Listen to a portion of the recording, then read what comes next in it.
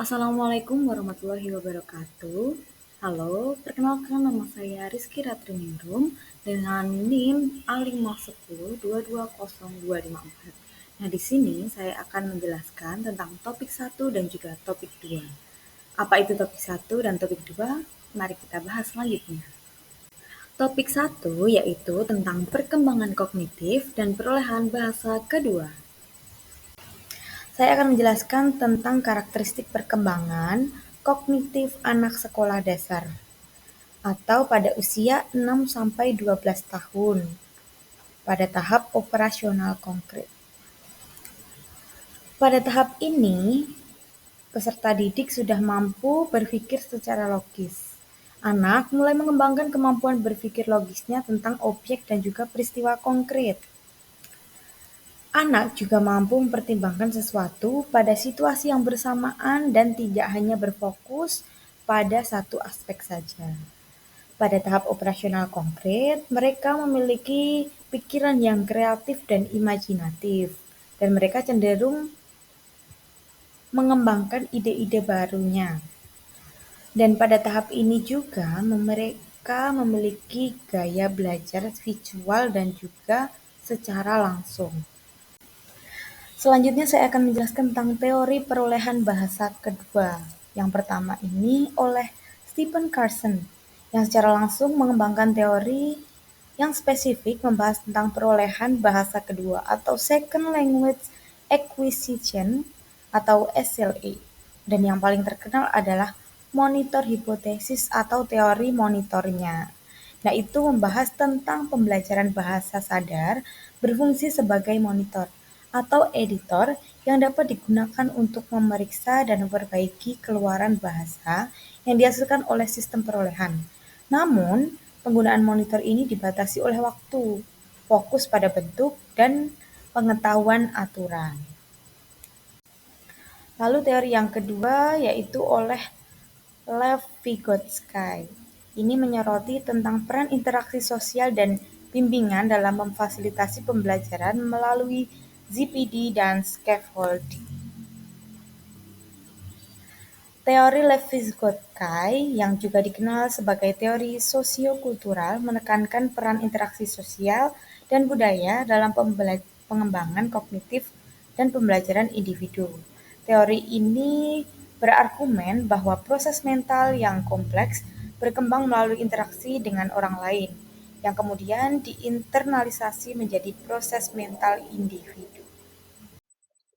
Teori yang ketiga yaitu teori Jean-Piaget.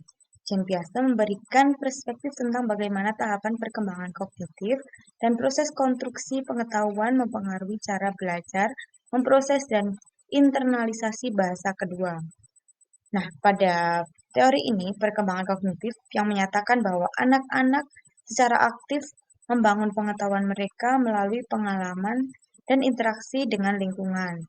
Teori ini dibagi menjadi 4 tahapan, yaitu sensori motor, praoperasional, operasional konkret, dan operasional formal. Selanjutnya, hubungan teori dengan kemampuan belajar bahasa Inggris anak sekolah dasar. Nah, ini teori Carson. Teori Carson memberikan landasan penting untuk praktik pengajaran bahasa Inggris yang efektif. Nah, di sini, guru bahasa Inggris harus menyediakan materi dan interaksi yang dapat dipahami oleh siswa, sedikit di atas level kemampuan mereka saat ini. Lalu yang kedua, memprioritaskan perolehan daripada pembelajaran sadar.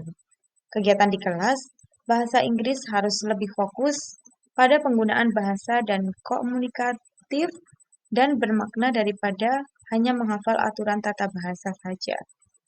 Lalu, yang ketiga, guru mampu menciptakan lingkungan yang dengan low affective filter atau guru menciptakan suasana kelas yang positif dan juga mendukung pembelajaran tanpa adanya kecemasan.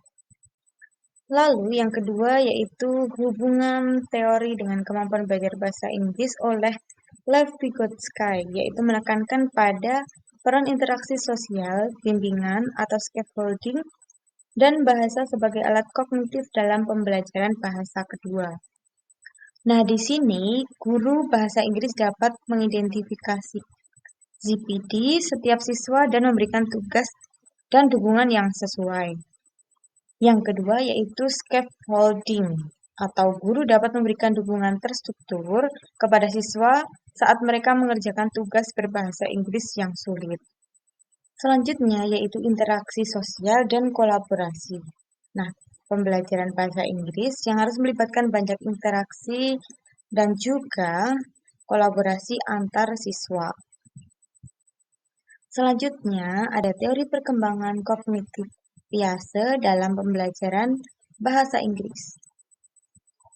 Nah, pada usia 7-12 tahun atau pada tahap operasional konkret, pembelajaran bahasa Inggris itu dapat melibatkan aturan tata bahasa sederhana yang disajikan secara jelas dengan contoh-contoh yang konkret. Lalu ada konstruktivisme, yaitu siswa perlu aktif membangun pemahaman mereka tentang bahasa Inggris melalui pengalaman dan interaksi sosial. Lalu yang ketiga yaitu akomodasi dan asimilasi. Guru perlu menyajikan hubungan materi bahasa Inggris baru dengan cara yang memungkinkan siswa untuk menghubungkannya dengan pengetahuan yang sudah mereka miliki atau sudah mereka dapat, atau biasa disebut asimilasi, atau memodifikasi pemahaman mereka yang ada untuk mengakomodasi informasi baru, atau akomodasi. Selanjutnya akan kita bahas topik kedua, yaitu tentang prinsip dan teori 4 pengajaran bahasa Inggris. Speaking, listening, writing, dan reading. Lalu, apa saja prinsip mengajar speaking? Nah, yang pertama yaitu guru dapat menciptakan lingkungan yang mendukung. Yang kedua, fokus pada kelancaran dan akurasi dengan prioritas yang tepat. Yang ketiga, memberikan tujuan dan konteks yang jelas. Yang keempat, berikan contoh bagaimana berbicara dengan jelas. Yang kelima, memberikan kesempatan berbicara yang cukup. Yang keenam, menggunakan berbagai jenis aktivitas. Yang ketujuh, memberikan umpan balik yang efektif. Dan yang kedelapan, membangun rasa kepercayaan diri. Nah, itu tadi prinsip mengajar speaking. Lalu, prinsip mengajar listening itu seperti apa? Nah, ini yang pertama, mengembangkan strategi mendengarkan. Yang kedua, memberikan tujuan mendengarkan yang jelas. Yang ketiga, guru dapat membantu siswa memahami konteks melalui visual, pengetahuan latar belakang, dan juga diskusi. Lalu yang keempat, melatih mendengarkan secara aktif. Dan yang terakhir, mengulang jika perlu atau dengan pertimbangan. Lalu ada prinsip mengajar reading. Nah, yang pertama, membangun minat dan motivasi. Yang kedua, mengembangkan strategi membaca. Yang ketiga, mengajarkan berbagai jenis teks. Lalu yang keempat, mendorong membaca ekstensif dan juga intensif. Yang kelima, menilai pemahaman dengan berbagai cara. Dan yang keenam, menciptakan kebiasaan membaca dengan mendorong siswa membaca buku-buku yang ada di sekitar. Lalu ada prinsip mengajar writing. Nah, yang pertama yaitu menyediakan tujuan dan audien yang jelas. Tugas menulis harus memiliki tujuan yang jelas. Misalnya, untuk menceritakan, menjelaskan, dan juga meyakinkan pada peserta didik. Lalu yang kedua, mengajarkan proses menulis. Yang ketiga, memberikan model dan juga contoh, seperti contoh menulis puisi.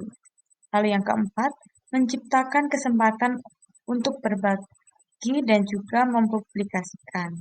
Lalu yang kelima, memberikan umpan balik.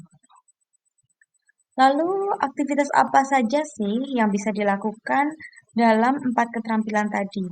Nah, yang pertama yaitu keterampilan speaking.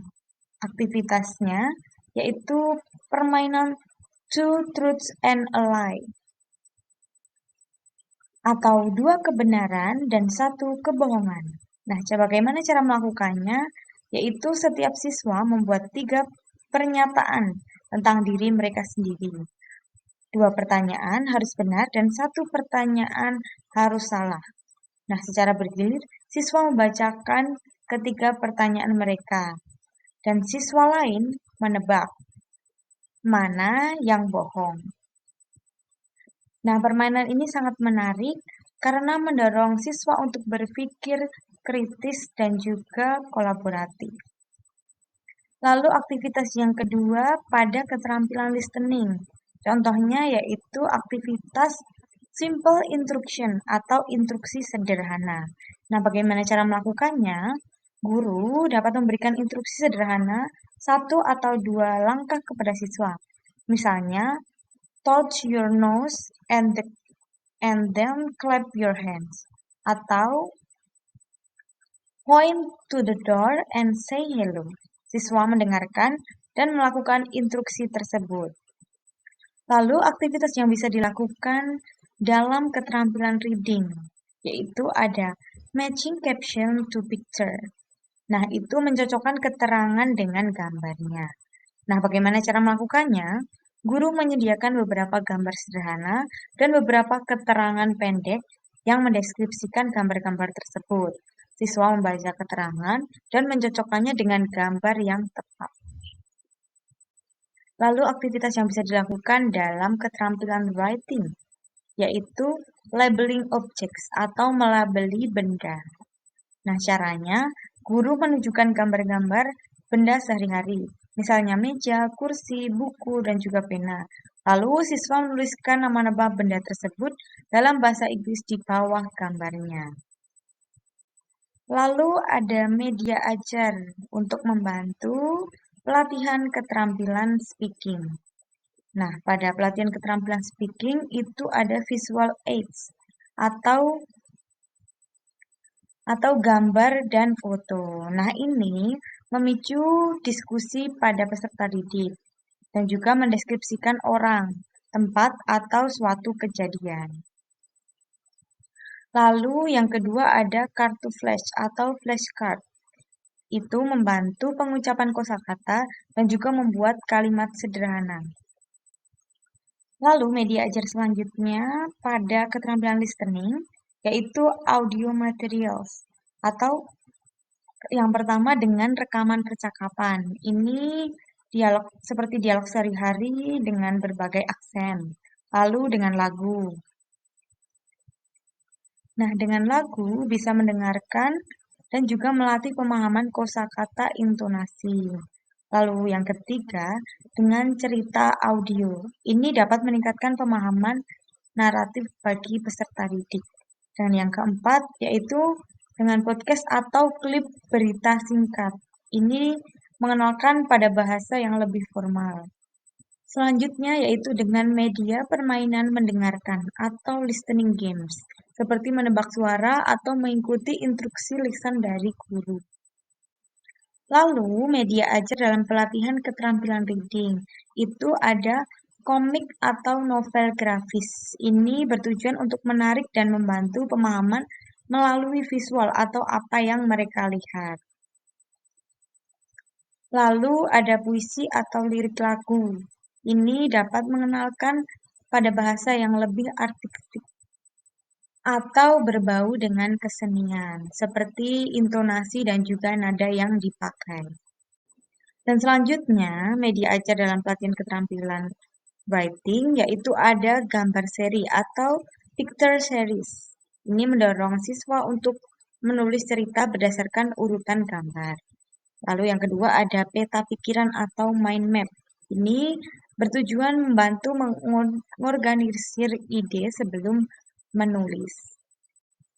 Nah, itu tadi penjelasan mengenai topik 1 tentang perkembangan kognitif dan pemerolehan bahasa kedua dan juga topik 2 tentang prinsip teori pengajaran 4 keterampilan bahasa Inggris, listening, speaking, reading, dan writing. Terima kasih, selamat mendengarkan. Wassalamualaikum warahmatullahi wabarakatuh.